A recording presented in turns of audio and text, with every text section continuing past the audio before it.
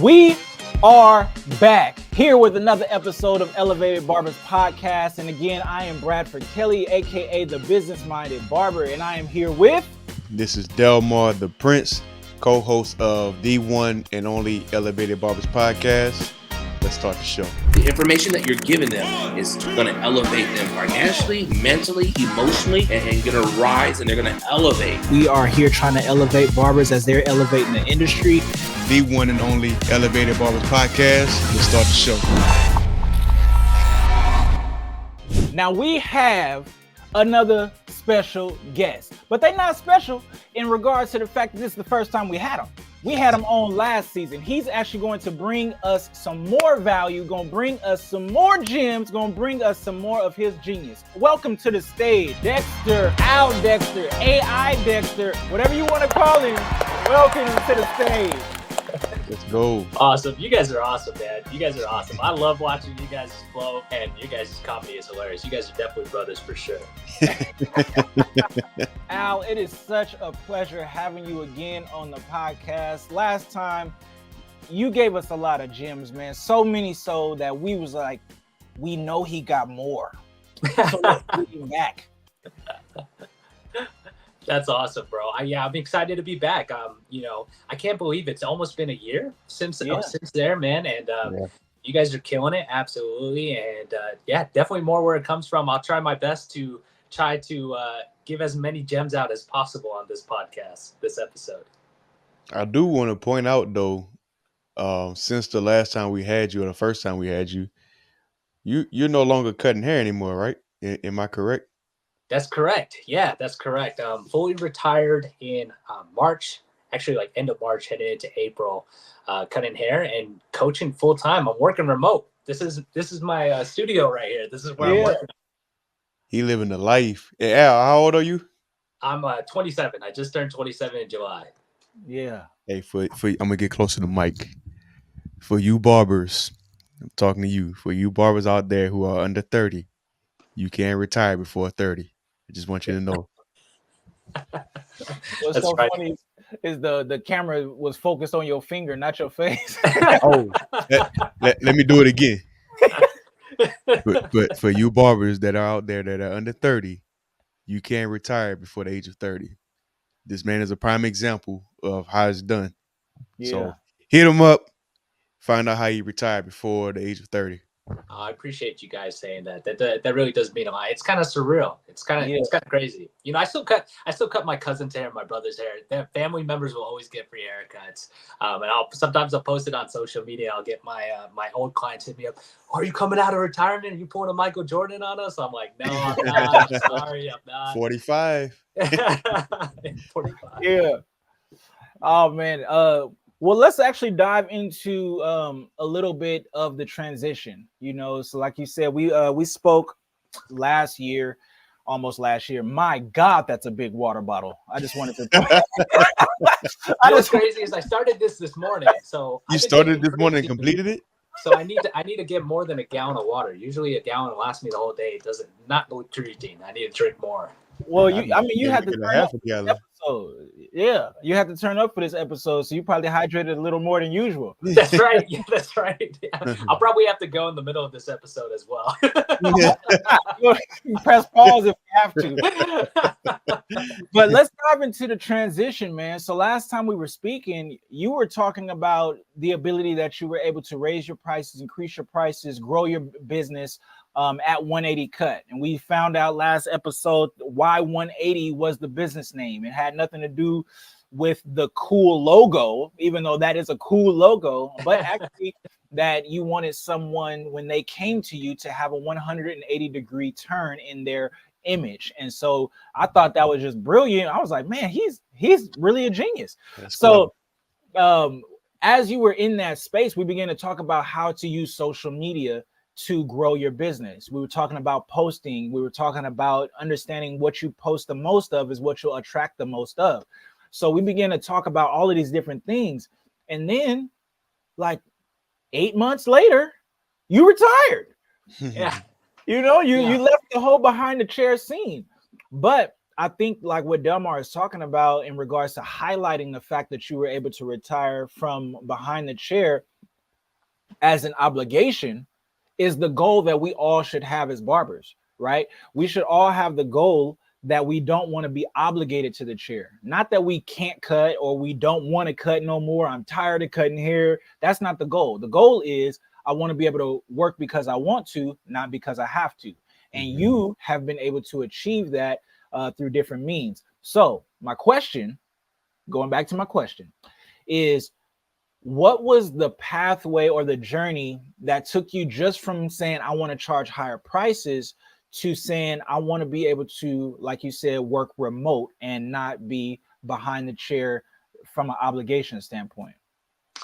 Yeah, I think the biggest thing, first, I just want to, I'm thankful to God for the opportunity. Like, really, truthfully, I really don't think I'm deserving of this. I'm very humbled when I think about my journey overall. Like 4.5 years behind the chair. Never thought I was like really master barbering. Like, I did phenomenal work. I thought my haircuts were pretty good. I didn't feel like I was ripping people off, but I've always felt the most fulfilled in life when I'm giving back to others, right? And I think when we talked about the 180 cut, that was always my passion, was having somebody, being able to impact somebody's life with something as simple as a haircut.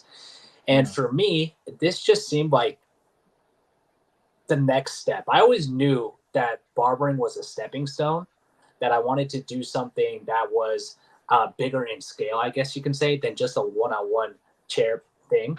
And the opportunity presented itself to work with Daniel Contreras with the New Era of Barbering, to come on the team as a marketer as well as a coach.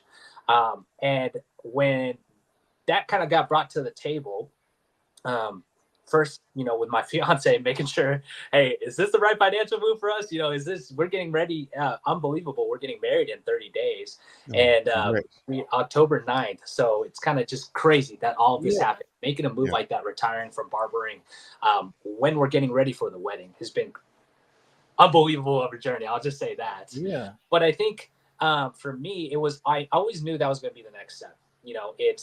It's changing people's lives. Well, it was one at a time on a chair. And now it's the opportunity to do that and changing other barbers who are like-minded individuals as myself when I was younger, as even now, and changing their financial lives, being able to change their mindsets and being able to break them away, like you said, so that they're not glued behind the chair, that they can do it without that heavy breathing of living paycheck to paycheck.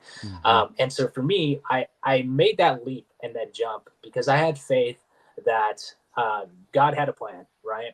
And I also had faith in myself that I was going to perform and execute that plan. So for me, working with Daniel Contreras has been unbelievable. He has been an amazing leader, somebody who, as I get to know him, I think I talked about this last time, was we're very different individuals and how we present ourselves and go about ourselves. But it really has helped me mature as an individual. And I feel like become more of a balanced person. Is you see other people's perspective. It's almost like iron sharpens iron, right? Yeah. It's like sometimes the people that you don't want to be around are the people that you actually need to surround yourself with, because you're realizing they're unlocking a different thing about yourself. You get to know yourself better. You might not agree with everything they say or everything they do, but you better understand who you are and what you're going to accomplish. And I feel like that has been the story of working with him. And now my heart, his heart are knit together in the sense of we want to help other barbers. So it was just a no-brainer. It was a no-brainer. It's like, do I continue to cut hair part-time and coach part-time? And I kind of juggled that for a little bit. And then I came to a point where I was like, man, I'm just splitting myself in two. I need to go all in on one. And from a financial standpoint, from a fulfillment standpoint, it made sense to go full-time into coaching and to retire behind the chair, even though it really saddened my heart as well as my client's heart that I did that. But it was the necessary thing to do to be able to push me to the next level. Yeah. Short story long. So if you have not done this already, we're going to need you to like, subscribe, and turn your notifications on so that you can get the latest gems from everything going on here at Elevated Barbers Podcast. No, I think that was really, really key because some of the things that, barbers struggle with is fear of change, right? They don't want to do something different. They don't know what is on the other side of the decision, and they can stifle themselves a lot of times with the growth that they say that they want, because they're not willing to do the thing that will get them to where they say they want to be at.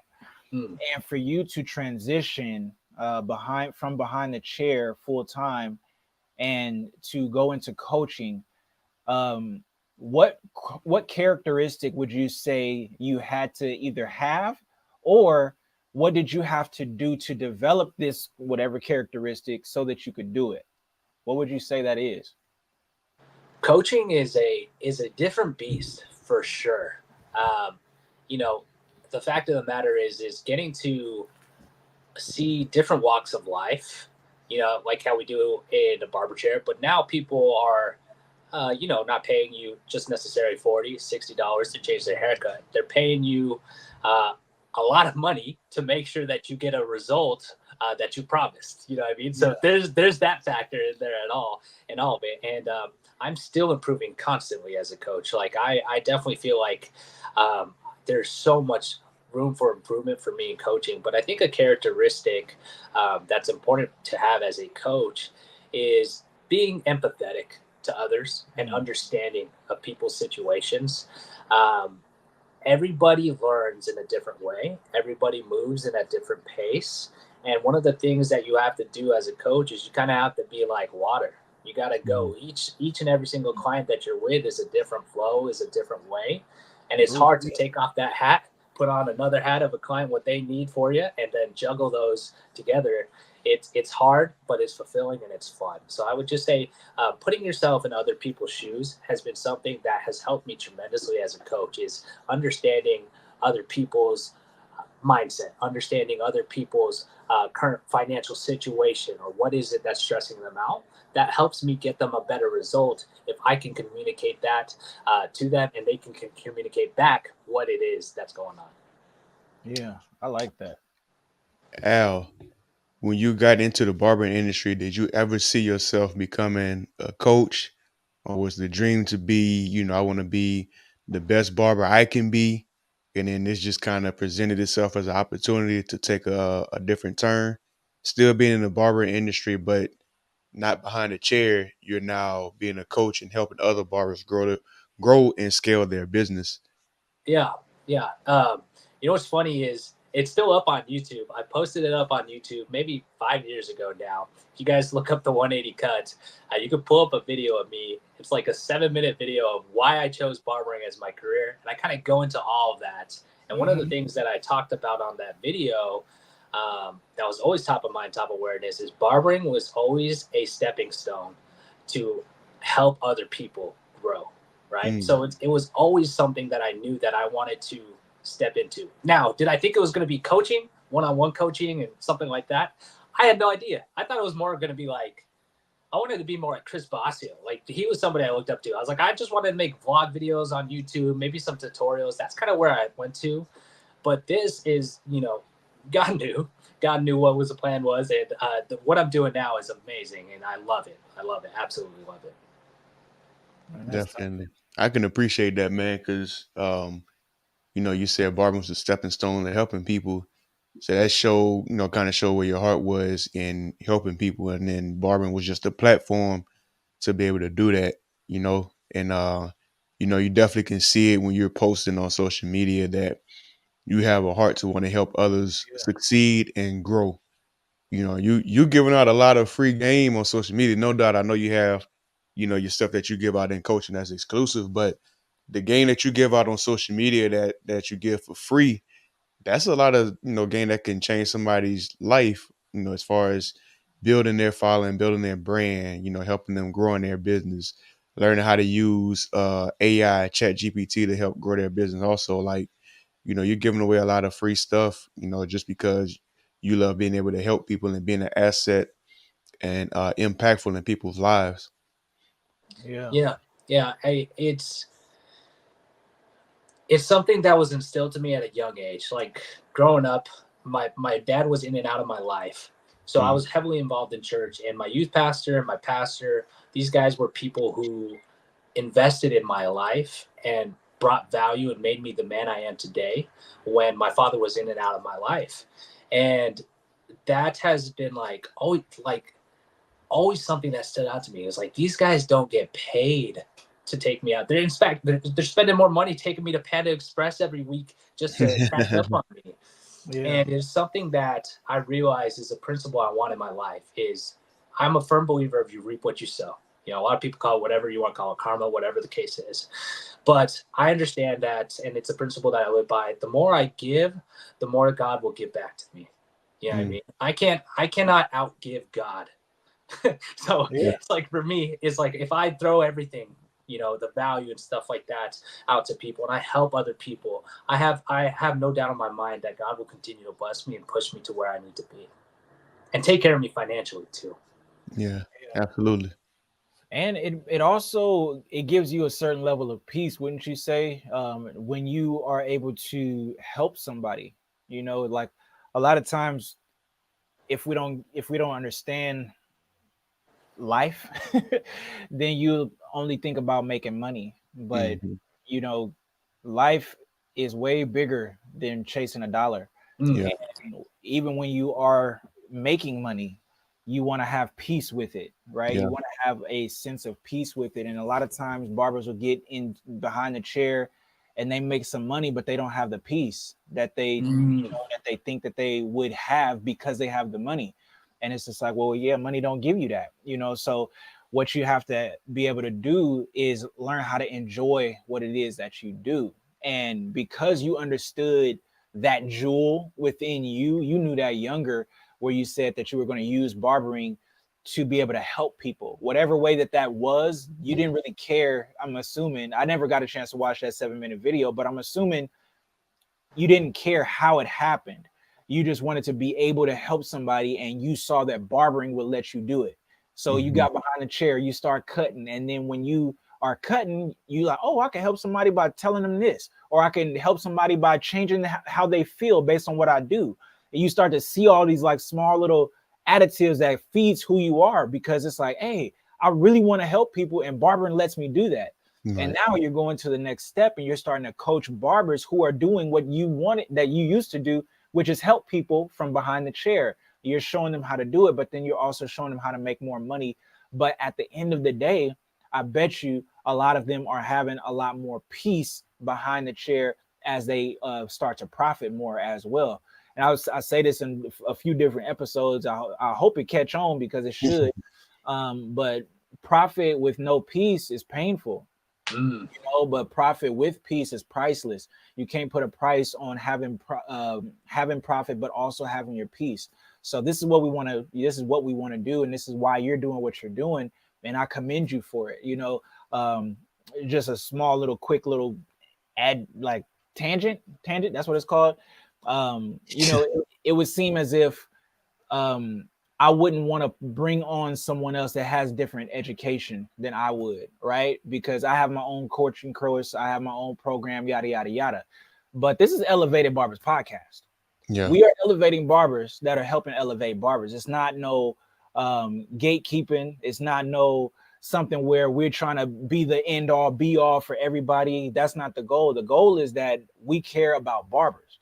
We care about this barber beauty industry. We care about your future. We care about you being able to run your business so that you can be happy behind the chair, and hopefully one day not be obligated to the chair, so that you can work because you want to, not because you have to. So whoever we get to be on this podcast, that's who we want. Is them to be doing that. And you are a shining example of a barber that is elevating barbers. And I just wanted to say thank you for doing what you're doing. And thank you for having the heart behind what you're doing as well, man, because so many people, they get into education, it's only about the money. And you know, they only want to sell you something. But Al, and I guess the new era of barbering, it seems as if you guys are really trying to help barbers become better in business as well as their future. So I just want to say thank you to you. I appreciate you saying that a lot, man. That really means a lot. Sometimes I get these, you guys are saying this stuff, and it's almost surreal to me. It's like, man, like, hold up, wait, we're doing all this. Like, that's kind of unbelievable to me. And you know what's funny, Brad, that kind of stood out to me is it's natural in any industry. We like to set up like these camps, these segues where it's like this versus this person, or this camp, this camp. Mm-hmm. I'm a firm believer of being able to be learning and educating from multiple people, like joining Chris Bassio's program, joining your program, joining whoever's program. There's an epiphany now, like it is a big surgence now of social media and online education. Alexi Michael, I think, Josh O'P's course, all these guys, all these people, and there's even smaller ones that are out there. And it's like, well, I got to go with Chris Bassio's camp. You know what I mean? Everybody else, like, get it. You know what I mean? Or something like that. Or, you know, and it's so silly to me because at the end of the day, you got to think of it more like this. If you're a barber watching, is like you're investing in yourself. Yeah. And you're using them as a resource to improve who you are, your business. And you might not like something that Chris Bassio says. You might not like something that Daniel says, but I promise you, you'll find gems that stick with you, that will go with you a long way. And now you're just doing yourself a disservice if you're just like, I'm just going to stick to this one way of thinking.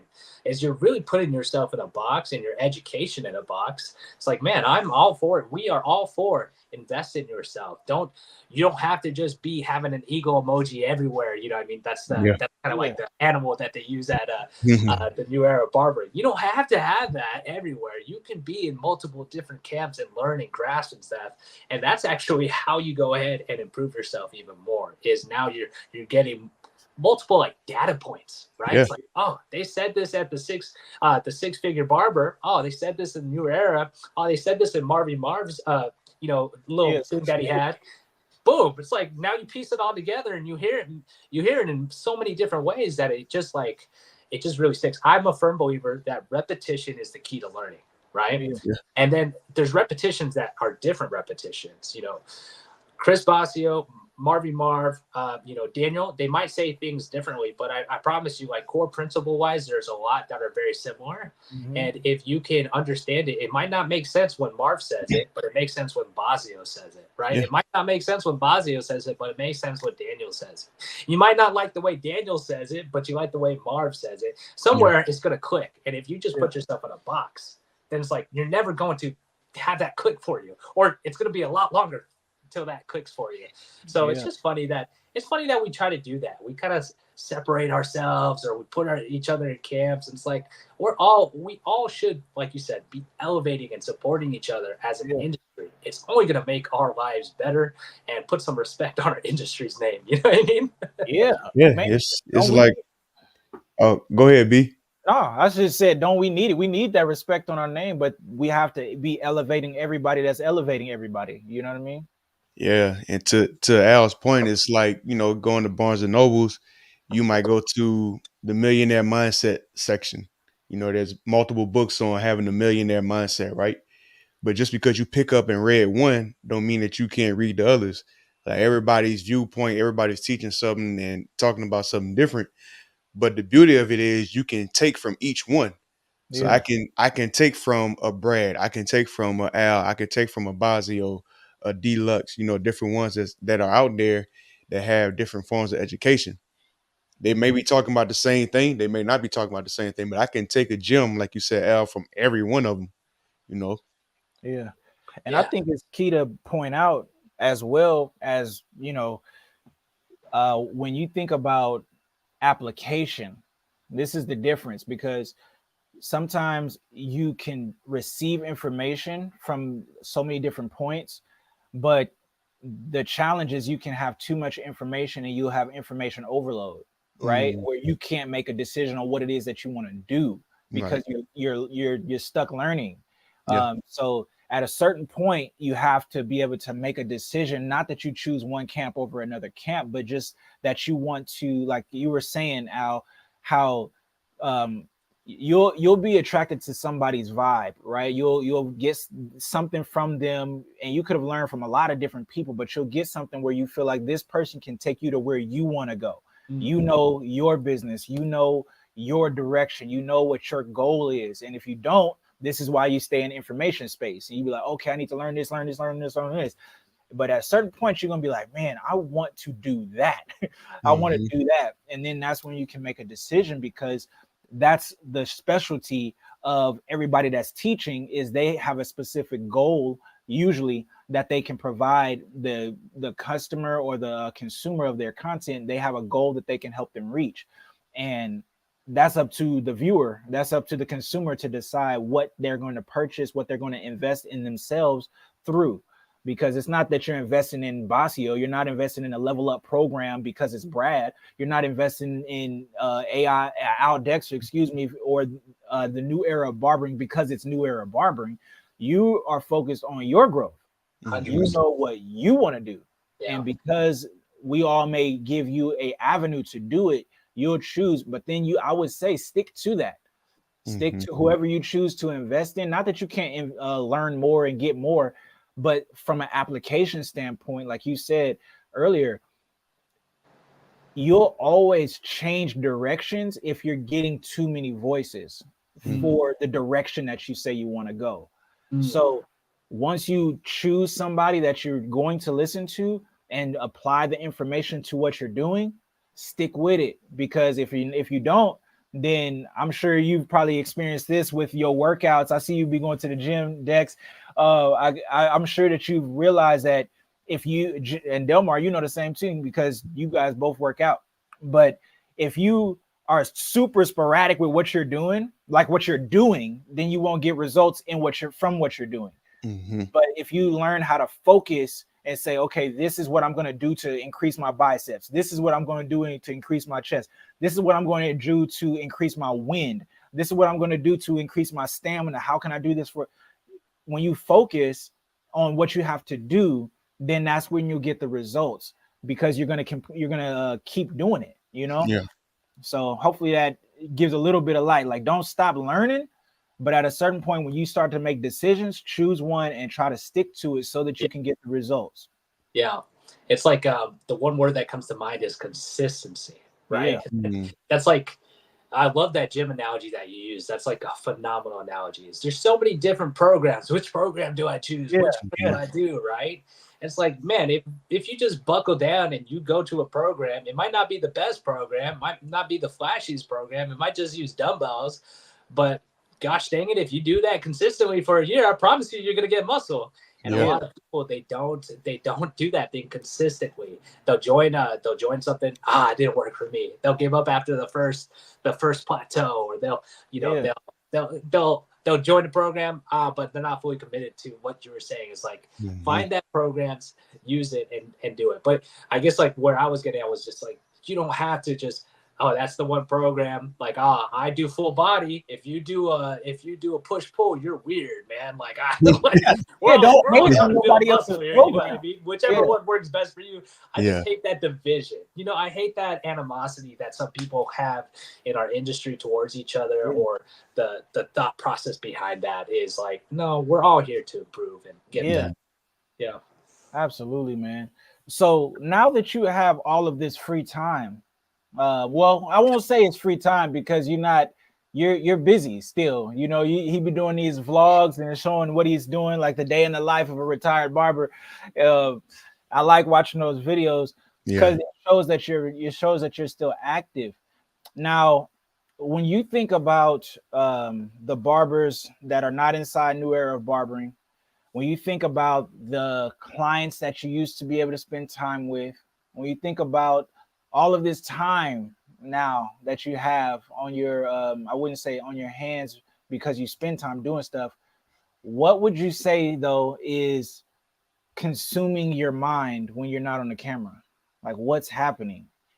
Oh, I hit him with a good one, Delmar. You saw that? You threw a curveball. Well, I'm just saying, let me just say this first. I use the word retire from barbering because it is like that buzzword. It's that keyword. It's how I get that traction right on social media, right? The fact of the matter is, Brad and Delmar, I'm working more than I was when I was a barber. I'm not joking with you guys.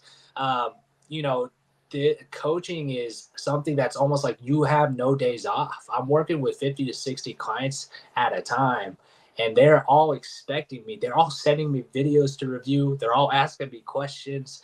I have to keep tabs on them. I have to stay organized on there. It's a very hard thing to juggle. It is very hard.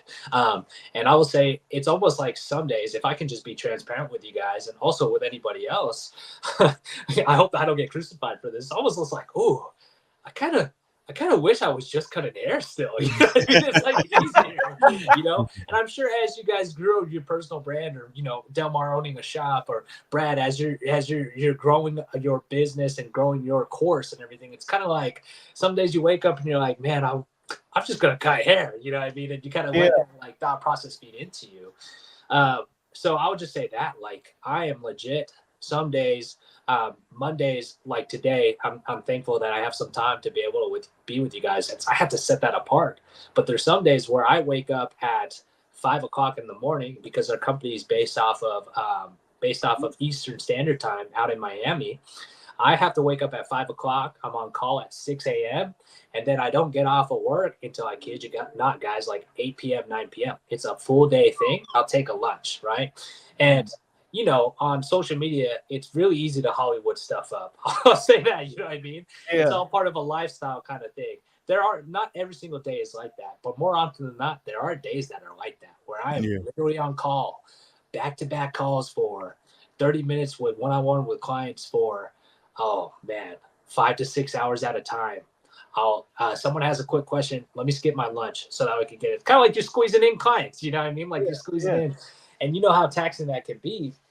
And my voice will get shot. So I'll just say that it's a lot. It's a lot. So what goes on in my mind when I do have free time? Right now, it's the wedding. I'll say that the wedding has been on mine and my fiance's mind all the time. But other than that, it's really about others. Like, I think about my clients all the time. I think about how can I get them the results.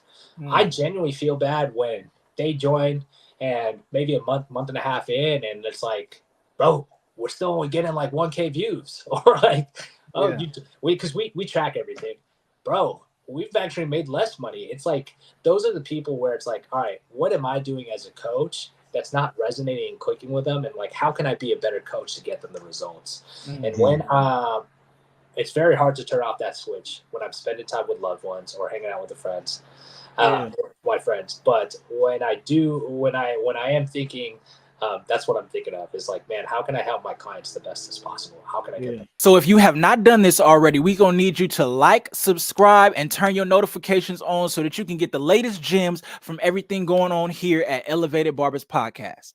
Yeah, no, I love that, man, because what you're saying, Delmar, you're gonna have to jump in if you guys sort of say jump in, because I'm gonna talk. But what you're saying, man, is so key, because you know, this is I'm new at coaching. Like, I've been coaching for some time now, but I'm new at it. So 50, 60 clients, I'm not dealing with that yet. But I like what you're saying, because I'm focusing on building the structure that allows me to serve without the burnout, without that feeling of like, man, like, but then also really focusing on disengaging so that I could keep my sanity, at the same time. And that's difficult, man. Like, that's a real difficult thing. I had a chance to do a couple things. One thing is I was able to take my wife out for her birthday one time. We actually did a couple different things, but we went to breakfast one time. I took her out for her birthday another time, and I intentionally was just like, I'm not gonna focus on work. I'm not gonna bring up work. I'm having my phone, but I wasn't gonna respond to anything work related. I was like, I'm just gonna dedicate this time and spend time with you. Then I did it with my little sister when she came out here from Georgia. And I was like intentional about it. Like, I'm not going to do this. And that level of disconnection actually rejuvenated me, to be able to go back and serve the clients that I have, as well as just doing my day-to-day behind the chair as well. So to Delmar and to you, Dexter, like, how important is it, or do you guys prioritize trying to like schedule relaxing? Like, do you do that? I'm going to start with Delmar. First, Like, do you prioritize scheduling your relaxing, your downtime? Do you put it in your schedule? Like, I'm not doing nothing. How do you go about thinking about that? And then same thing for you, Dexter. Man, it took some time. I'm still working on it, still a work in progress, but I definitely feel like I'm getting there. My wife used to tell me all the time, like, will you ever stop thinking about work or talking about work, or you on your phone doing something regarding work? And I'm like, I'm an entrepreneur. Like, sometimes I gotta respond to text messages, phone calls when I don't want to. But just trying to be more balanced, if I can say that word. Just focus on being more balanced. I had to scale some stuff back. I was going to the gym 4 times a week early in the morning because I get up at 4:30, 5 o'clock in the morning to go to the gym. And I was going 4 days a week. And I was like, dang, something is slacking. So I went, okay, we're going to go Monday, Wednesday, Friday, and we're going to make sure we put in the work, and that way we're effective. So boom, for me, it's about being balanced. And with being balanced, whatever you're doing, whatever you're setting time to do, you have to be effective and be efficient with it so that you can be productive. And I meal prep during the week. But on Sundays, I go to church on Sundays, but the Sundays that I'm streaming in is the day that I sleep in a little bit longer. Or me and my wife may get up and we'll go get breakfast or something like that. Or Saturday evening, I'll make sure, hey, look, I'm clearing my schedule. Let's go do something, because she's in school, so we both like extremely busy. Yeah. But man, just really setting aside that time, man. And hey, man, sometimes you gotta make your clients mad if you don't answer their text or their phone call right then and there. Hey, look, man, I got a personal life outside of being a barber. I'm not Walmart. I'm not open 24/7. Yeah. This is something I had to learn from Brad. He was like, man, you giving people too much access. So then I got my own business number. I can text people through the booking app that I use now. So I do need to send out an email, by the way. So if any of my clients is watching this episode, be prepared to get an email from my team that we are going away from the personal phone. If you text my personal phone, I'm not responding. Yeah. I just transfer you over to the team. Yeah, shut that down. But Yeah. Dexter, back to you, man. One Delmar, I just wanted to say I appreciate you for being honest and sharing what you just did. That was really that's really serious, being able to do all of that and prioritize. So Dexter, man, what about yourself, man? How do you deal with the stress of all of this stuff, and then being able to make sure that you schedule time for yourself and your family? Yeah. I believe that you do need balance, right? You do need balance in your life for sure. And sometimes you have to break away before you break apart. The last thing you want to do is to break apart. So sometimes you just need that break to reset on there. I will say this, like, there are certain seasons in life where it is grind season. Like, it's time to lock in. Like, there is no balance. I think of the greats in the world in sports, the Tom Brady's, the Michael Jordans, the Tiger Woods, Kobe Bryant. Did they become great by having balance? No, they went 110% in on whatever it is, and they knew that it required sacrifice, right? It required sacrifice. And I think a lot of us, when we look at balance, we think it's like 25% here, 25% here, 25% here, 25% here. Balance can look in a lot of different ways. Balance could be, for a couple months, you're 110% locked in here. So then you can be here and you can be 110% locked in. For instance, for me, I'll just use an example, the wedding, right? These past 3 months, I'm not going to lie to you guys, has been HE double hockey sticks like crazy. But to be honest, it's like, I know what I need to do. And the pickle I put myself, because I said, we'll have this at the wedding. We'll invite this person. We'll do this. I put myself in that position. So it's grind season right now. There is not much balance. It is sacrifice. But I'm doing that. So to quote the great Dave Ramsey, you know what I mean? I'm living like no one else. So one day I could live like no one else. You know what I mean? So right now, there isn't much balance. I'll be honest. There isn't much balance. But it's so that in the future, down the road, I can have that balance and it is sustainable. Now, can you do that for 3, 4, 6 months at a time, all the time? Probably not. And it's different for every person, but like drastic weight loss, like for me, you know, I'm on a crazy diet. Is it sustainable all year round? Heck no. Heck no. Yeah. But right before the wedding, you better believe it's sustainable. I'm gonna make it sustainable, bro. You coming out with that beach body P90?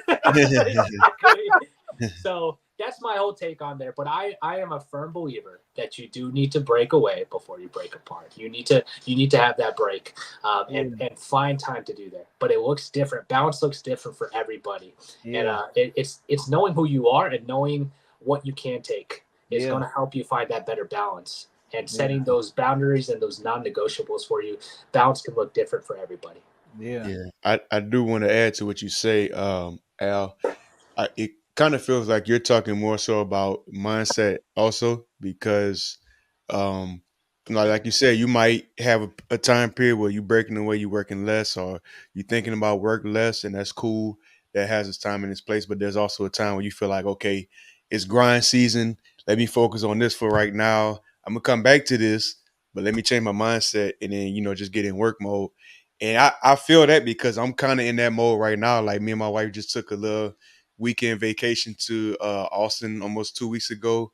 And I said, okay, in my mind before the trip, I was like, when I come back, is game time for like the rest of the year. Like I just gotta grind it out because I'm already in 2025 here. So to be present in 2025, I have to be mentally there before I can walk into 2025 physically.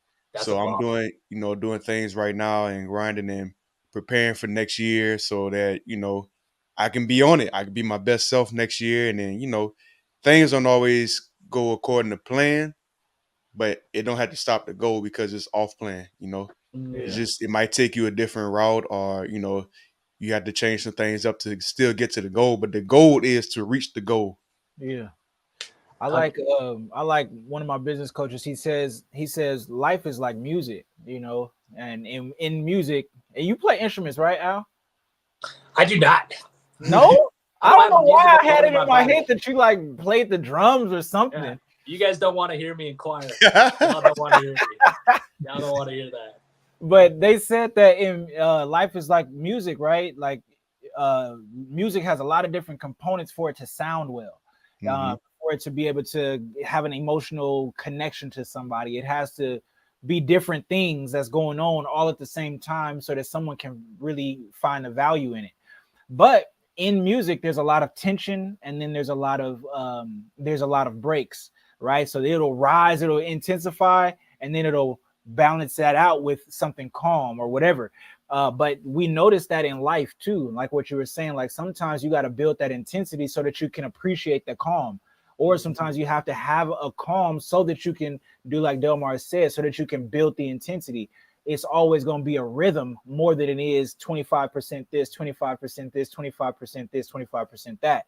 It's all about understanding where you are in the life of your song, and in the song of your life, I should say, and then being able to know, is this tension season, or is this going to be more of the, you know, the break, the vamp? I'm just going to calm down or whatever. I don't know all the music terms, but I do understand, you know, just that juxtaposition of what you're hearing and how it impacts you when it comes to life and when it comes to even business. So I like those things that you guys were both saying. Now, when you think about grind season versus so that you can have the relaxed season, do you prioritize how you grind, Dexter? Do you prioritize what gets your energy? We had Michael R. Kelly on episode, and he began to talk about how we all have like an energy pie. You only have 100% to give, but if you don't prioritize where you put your energy, then you'll run out of energy trying to, you know, do whatever it is that you're trying to do. So how do you prioritize what you're trying to grind in at this time? Man, I love that. That is awesome. I definitely have to listen to that podcast so I can kind of grasp more of what he was saying. That sounds phenomenal. Yeah, priorities are important. I kid you not.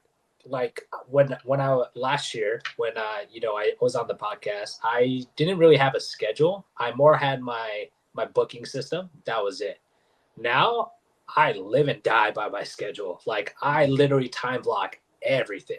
Like I will, if you guys saw my schedule on calendar, on Google Calendars, it looks crazy. You know what I mean? And I time block everything because it is so true. Is like, the last thing you want to do is, you're unorganized and you kind of have like that brain fog or freeze. And now it's like you don't get anything done because you didn't prioritize something or you didn't know what needed to be tackled for that day. So for me, I kind of split mine up by the weekdays, you know what I mean? Monday through Wednesday is very heavy on my clients, like the guys that I'm coaching, getting them results. On Thursday through Friday is making sure I'm doing all the admin work, all the marketing stuff, all these different things, making sure I got my ducks in a row for next week. So that way, Monday, Tuesday, Wednesday, when I am prioritizing my clients, my marketing doesn't fail, right? Now, I've not been successful for the past month on that. I'll tell you guys that much. I have not been, but that is the plan of attack that I have now, right? So Thursday, Fridays for that. Saturday and Sunday is very much like how Brad and Delmar, how you guys were saying, phone's completely off. I'm here 110% to my fiance and playing basketball. Now, because you in the Bay Area, I'm gonna have to bring my knees out of retirement and and see what you could do. Because Delmar, he said he could beat me. Now, it's not true. And then I saw you. I feel like I could guard you for sure. I feel like you're bringing your knees out of retirement just to put them back into retirement after you stuff, bro. I'm telling you, bro. Oh, man, I would love to. I'm always down to play basketball. I love basketball. It is like my release valve for me. That is, I need that. I need to play basketball, play sports. My mom said it. Now my fiance says it. It's a funny relationship with basketball. I love basketball. Basketball doesn't love me. I get injured like every other week. Oh no. Yeah. I done tore 2 ACLs, had 2 surgeries, tore my ACL again. And I didn't get no more surgery. I just been living with no ACLs for the last. Man.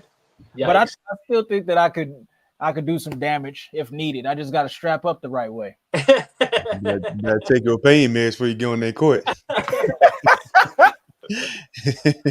Preventive maintenance. Spartans of old, man. He's geared up for war over here. Man.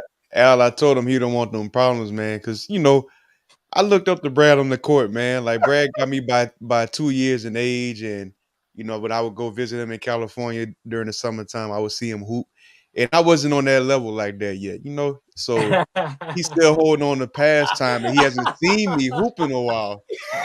So I'm gonna let him think that he can beat me, but that's not true. It's not the case. Brad being a typical OG. He's being a typical OG, man. I know. I go out there and try to prove myself and tear my Achilles. Right. Like, oh! And you don't work out? Oh yeah. Oh, yeah. I know. I definitely I do need to work out. Now, you all both work out as as barbers, as a coach you do. What do you all are you guys like really into your nutrition as well as the physical working out? Like, what are you guys doing? What are you doing? Should I go first since I'm older? Well, the thing for me is, so my pops is one of my inspirations in regards to your health and nutrition. My dad's 61, and he's had cancer before. He's beaten cancer. Thank God for that. But he's always told me, he said, man, I'm gonna take care of myself the best way that I can, so that I don't be a burden to nobody else. And when he told me that, it stayed in my mind. With me having a health condition, I should say, I have sickle cell, and I don't like being in the hospital. I don't like being in pain. Anybody who knows any, history on sickle cell, it can be very painful when you're in a sickle cell crisis. And one of my things to kind of, help to defeat that is working out. And then recently, this past year, I got more serious about my nutrition. So, I cut a lot of things out.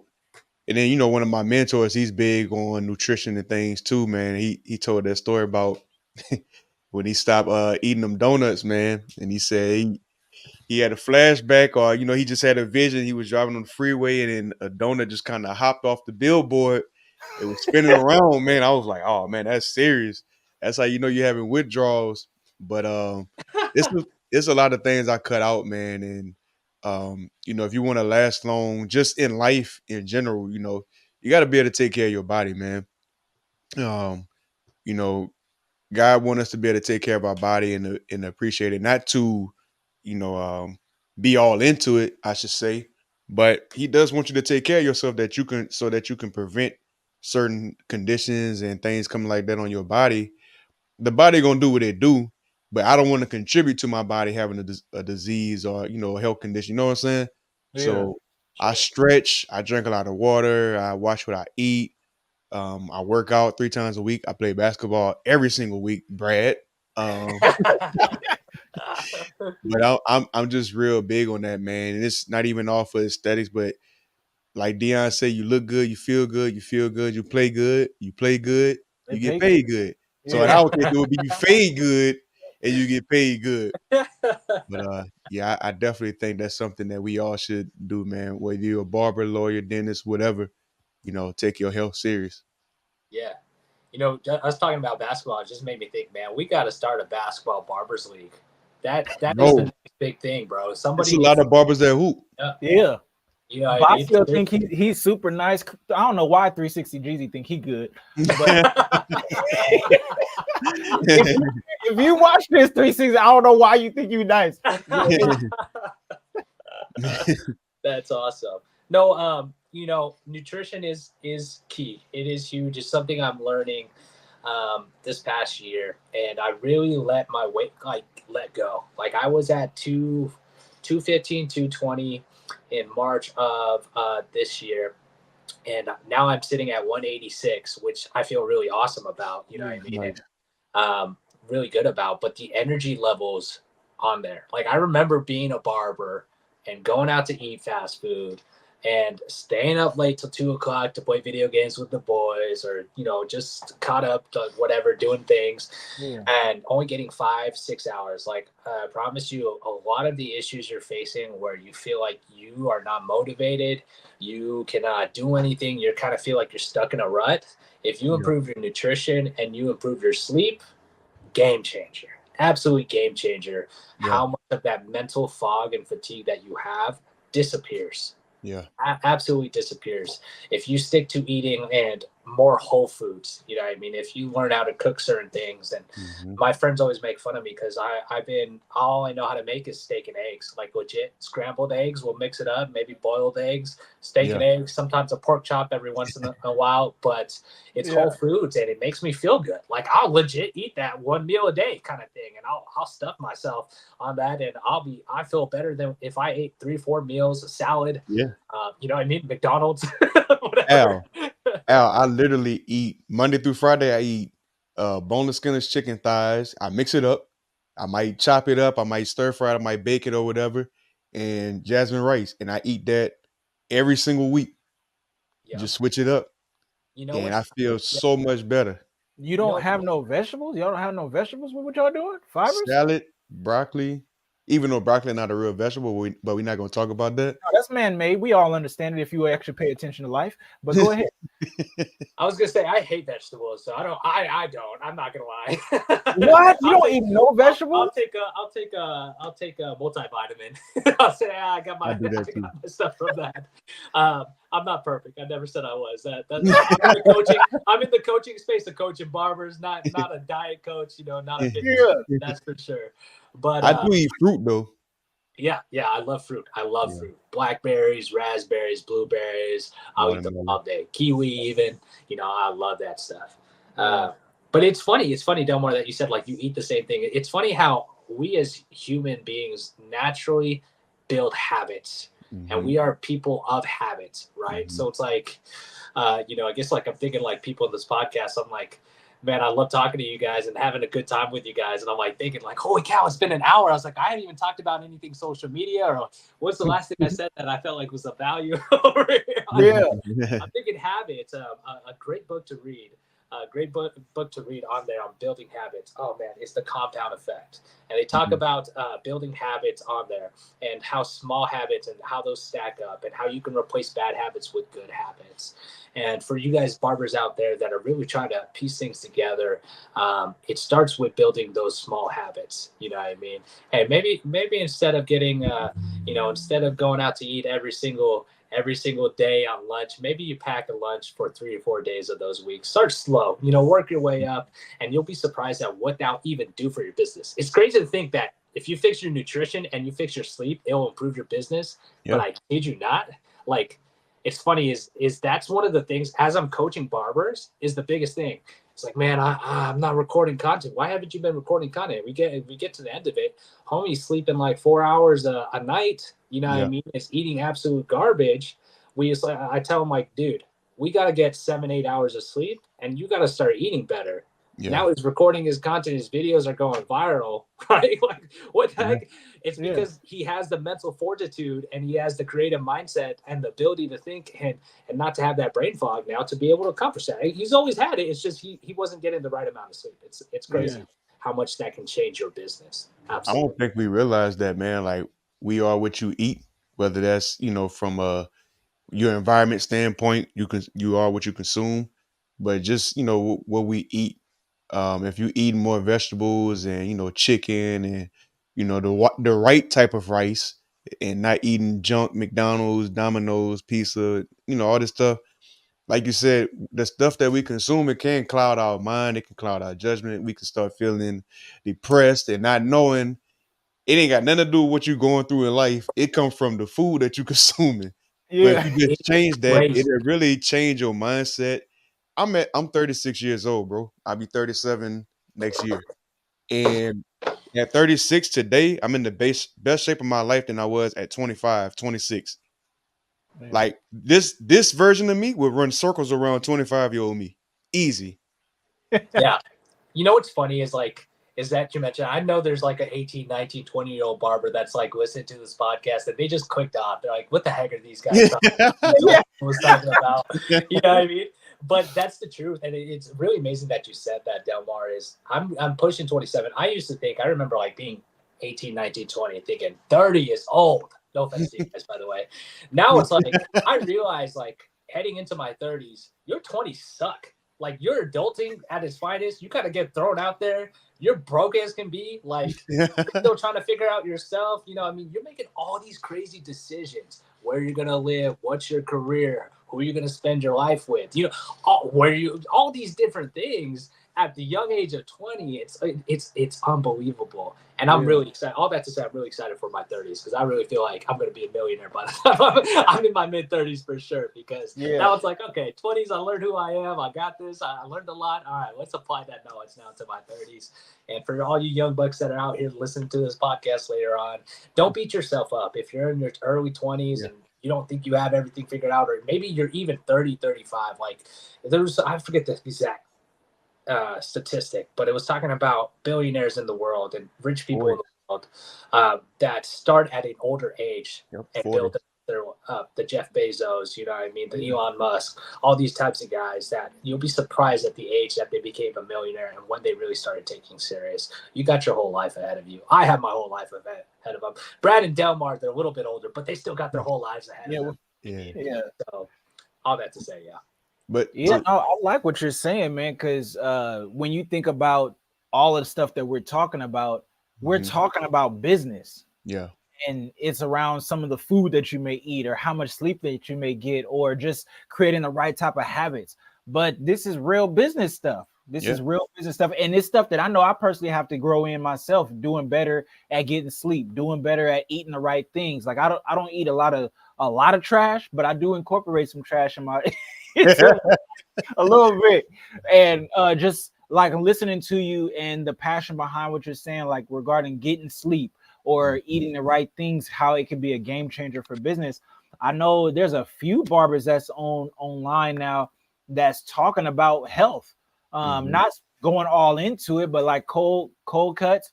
He talks about how you gonna be, telling barbers what they need to do, and you sitting here overweight and don't. It shows is that you don't have discipline. Discipline, yeah. It shows that you don't. It has nothing. Well, I shouldn't say it has nothing to do with how you look specifically, but the ability for you to have a decent physique, and not from an aesthetic standpoint, but from a health standpoint. Yeah. It shows consistency, it shows discipline, and it shows that you have a level of integrity, that you value yourself so that you can value other people and put value into them. So going into that though, Dexter, because we, like you said, we are almost at an hour, if not a little bit above it. What are some, I wouldn't say quick, but what are some good strategies that barbers can use when it comes to social media to get more views? Because this is a lot of things that, and what's the purpose of views? Like, right? Like, why are you trying to get the more views? How do you get them? And then why are you doing it?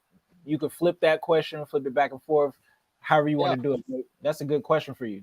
Yeah, I mean, when it comes to social media and marketing yourself as a barber, I think we touched on this a little bit on the last podcast that we did. But the whole point of getting views and getting your reach up is to get more eyes on your business.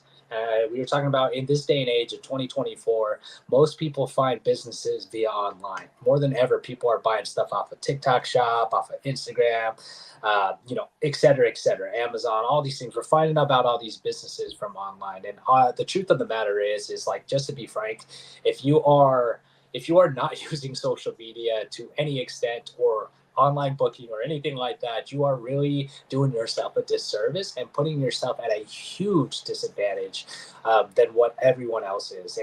And the reason why you want to really skyrocket your views and your reach and make viral content and make good content is because that in turn is going to allow you to speed up this entire process of building your business so that you're booked out at 80-90%, raising your prices, losing your clients, and then building it up again at a higher price point, cutting less hair, being booked out again, and raising your prices again.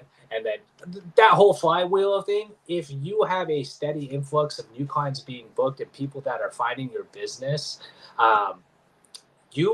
that flywheel now just spins that much faster, right? What used to be in the 90s and the 2000s of raising your prices once every 3 years, 4 years, 5 years, or maybe during the holidays, you can do now in literally 1 month, 2 months, 3 months, which sounds crazy.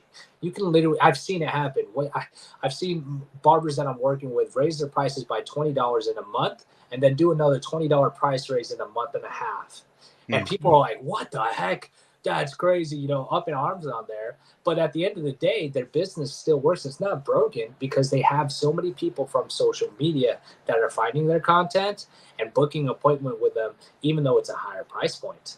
So it's like, even though, you're losing your clients and that does suck, we build loyal clients or whatever the case is. But at the end of the day, why are you trying to scale your business? Because you don't want to be glued behind the chair. You don't want to cut 15 to 18 people a day. You want to cut less, and still make the same amount, if not more money. So that's why you do it. So it's a business decision. I'm not doing it to hurt you or to spite you, clients, or whatever the case is. And at the end of the day, they're making a business decision too. You're doing what's best for you and your family. The client is going to look at it and be like, I got to do what's best for me and my family. And $80 a haircut, I'm sorry, brother, I can't make that. No hard feelings lost. And a lot of barbers, they get that stuck in their head. And they let that fear become a lot bigger than it really is. You know what I mean? Yeah. So I think to get back to the point of social media, why do you want to do that? Really is it allows you to get to your goals, your end goals, whether that be 10K a month, whether it be 15K a month, whatever your goal is that you have visioned for there. I promise you, if you use social media as a tool, you will get there faster if you can learn how to do it. I guess if you guys have anything else that you want to touch on before I go into quick tips on that or any questions about that.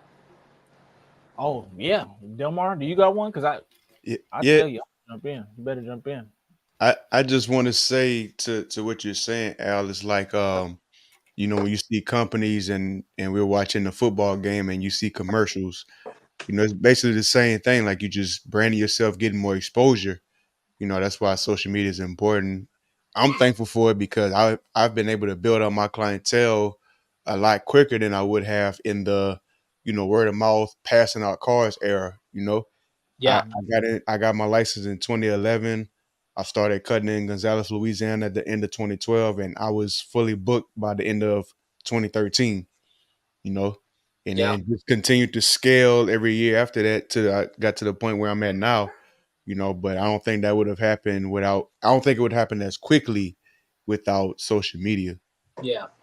And like a disclaimer is a lot of people think with the new era of barbering is like, we don't believe in word of mouth. We don't believe in referral. That is completely false. Mm-hmm. we 100% support that. And that's what we do alongside of it. I was working with a client for the past 3 months. And he just moved out to Orlando, Florida, starting his business completely from scratch and his social media completely from scratch, essentially. It's like, dude, if we just did social media and getting it all ramped up, he would be still sitting at home twiddling his thumb. But because he put in the work on referrals and outbounding, passing out his flyers, passing out his business cards, he was able to get his business ramped up. In a month, he was able to make 1,000. Now he's pushing 3,000-4,000, starting over, brand over. And I know some barbers who are here in California and they're struggling to make that $3,000-4,000. But because they're dedicating, it comes back to the balancing. It comes back to the balancing.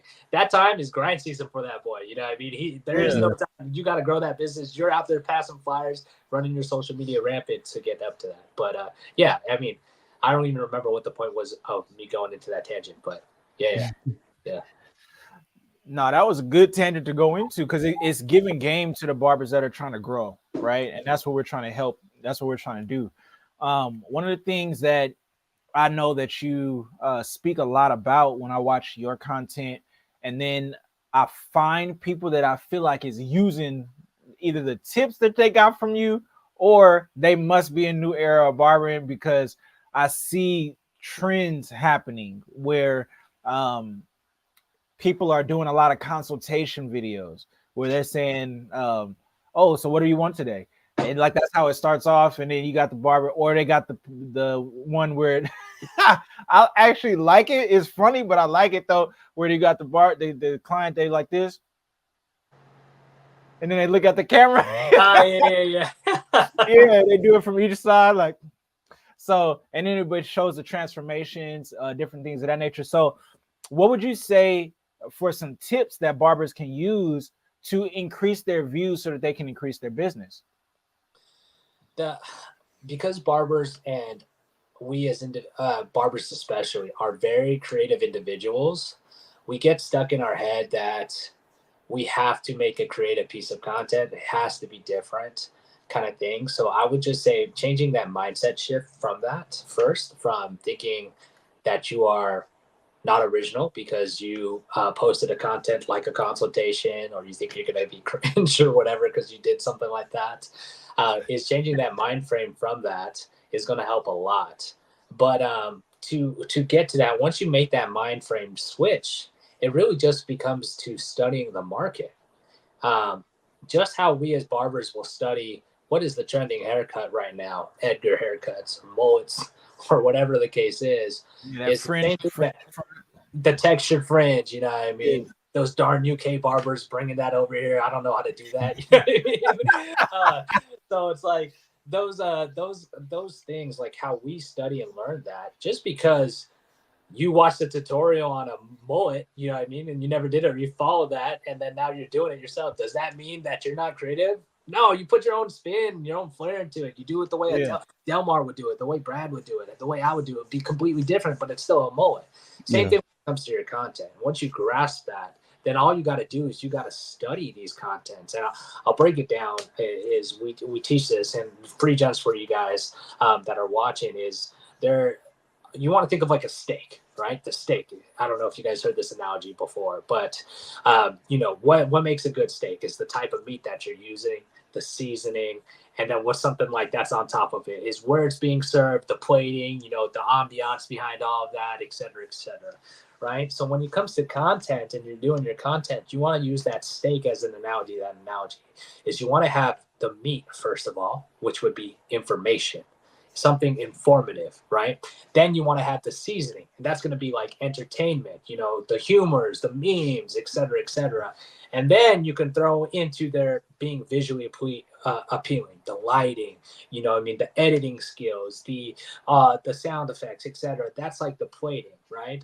You know, you can have good plating and good seasoning, but if your steak is a steak from Food Max that was expired like 2 months ago all the way in the back, bro, who cares about the ambiance of the seasoning, right? If the information, which is the meat, is garbage, right? It can be something that is entertaining, but if it is not well lit or whatever the case is on there, you're just looking at some seasoning. So more often than not, when it comes to content and finding viral content, it normally has 1, 2, or 3 of those things right there. It's something that's informative, it's something that's entertaining, it's something that's visually appealing. More often than not, it is 2 or 3. That's the videos that you find that go viral, right? So now that you kind of know what you're looking for, it's really easy too, by the way. If you go on Instagram, any video that has over 1,000 likes is probably a good video for you to study. If you're on TikTok, because TikTok's algorithm, it's a higher chance to go viral. You probably want to look at videos that are 10K likes or more. You find those videos, right? And what you want to do is you want to study the hook, the first 3 seconds, right? What is visually happening on here? What is being said? What is being read? All these things. What is the interest peak? What is the value, or what's the information that's being given? You break that down, you reverse engineer it, and then you apply it, right? So a quick video is a quick one that I can do for you guys is consultation videos, because I see it all the time on here. Yeah. Is consultation videos. Is a lot of barbers will try to replicate consultation videos, and they're like, all right, man, what brought you in today? Oh, I came in to get a haircut, or whatever the case is. And they might think, they might throw in a meme, they might throw in a joke, and then they'll do a after of the haircut, and they're like, bro, it only got like 700 views, right? Well, it's like you threw in a consultation, but you don't understand the principles of what makes a consultation pop. Why would, not a barber, but why would a viewer want to watch a consultation, right? And here's the key to it. And there's a lot of key things in there, but I'll break it down. On a consultation video, you're looking for a hook. You seen those consultation videos where they have a hat on, kind of like a Delmar, and then all of a sudden they slowly peel it off, and then it's like big poof of hair? That is a phenomenal hook visually, because it's like something that you're like entranced with, right? So there's a hook. Then after the hook, there's a problem and solution. After the problem and solution, there's a payoff, which is the showcase, right? So you break it down into those 4 parts. You want to master hooks, because that's going to improve your reach, your engagements, how many people watch your content. You're not going to get everybody to watch your content all the way through, but you'll get a lot of people watching your content if you can improve the hook, right? Now, how do you get them to stay, to watch all the way to the end product of the showcase, of click the link in my bio to book? Right in between there is the problem and the solution, right? A lot of barbers, they'll just be like, oh, what are you getting today? Oh, I'm getting a burst fade, or oh, I'm getting this, or whatever, or the usual. They post a video. So there's no interest of why a viewer would want to stay and watch, right? You need to have a problem, because we as humans, naturally, we like either seeing people problems or problems being solved, or all of those things, right? So it's like, we're there. If there's a problem that's clearly being there, I have to cut my hair because I'm getting a new job and they don't like my mullets, right? Problem on there. Or I drove 4 hours away to get this haircut because nobody in my area can do it. That's a problem, right? Or it's like nobody in my area knows how to cut long hair. That's a problem.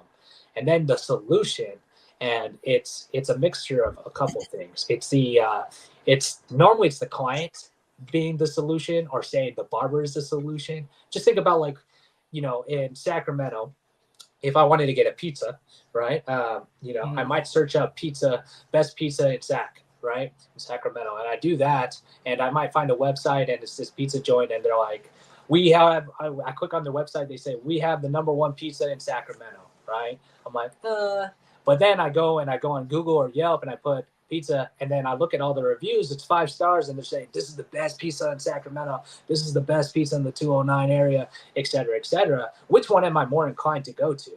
The one with the actual reviews from people, right? Yeah. So it's the same thing when it comes to a consultation. You can say until you're blue in your face, oh, I'm the best barber in the area, or, oh, this is what I'm going to do with your hair. But if you just switch it to the client saying it and getting them to say that, or they are naturally saying, I was watching your Instagram videos and you're the only barber that I know that can do a haircut like this. Or I was watching your Instagram and I was like this. Or, bro, I trust you with my hair. Do your magic. Those words are simple words that don't seem like that big. But if they're a viewer, you are literally convincing them.